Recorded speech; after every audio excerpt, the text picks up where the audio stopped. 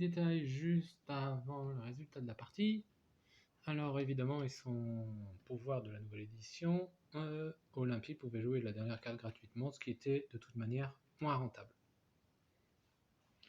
Nous avons donc une victoire, comme nous pouvons le constater, de Babylone, 65 points, suivi après de Licarnas 58, ensuite juste après Alexandrie 57, Gizeh 55, en 5e position Olympie 49, Éphèse 47, et ensuite, en tout dernier, Rhodes 38. Mais Rhodes, on a bien vu que c'était très mal parti.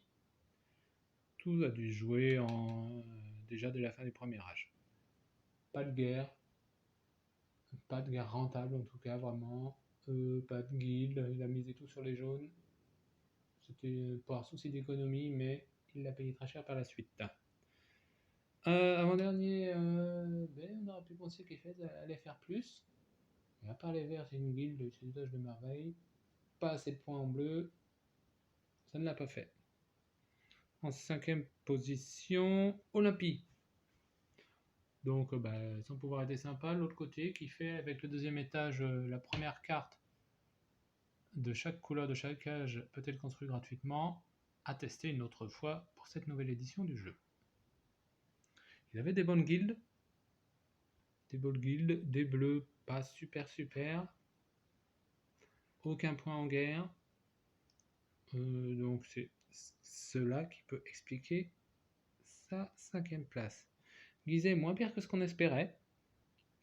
Un étage en plus, oui, il l'aurait aidé, mais des erreurs de jeu, notamment. En 3e position, Alexandrie, juste derrière le deuxième à 58, donc Alexandrie, des ressources gratuites, il a fait un peu de tout, ça s'est plutôt bien passé, et a gagné sa guerre à pas cher. Ça se joue vraiment très peu. Halicarnas à un point près, avec une 3e série de vertes, il faisait, au lieu de faire 7 points de plus avec une 4e roue, il faisait 12 points de plus, donc avec 5 points de plus. Néanmoins, il n'arrivait pas à battre Babylone, qui avait 65 points, a fait un peu de tout, une guerre relativement pas chère, 2 lignes de verte pile poil, et une bonne bleue à 8 points. Donc certes, elles peuvent parfois coûter cher, même si pour Babylone dans ces parties-là, ça ne lui a pas coûté grand-chose, mais c'est vite aux autres de les poser. Et voilà, j'espère que vous avez apprécié, puis à bientôt pour une nouvelle vidéo de Seven Wonders avec la nouvelle édition du jeu. Salut!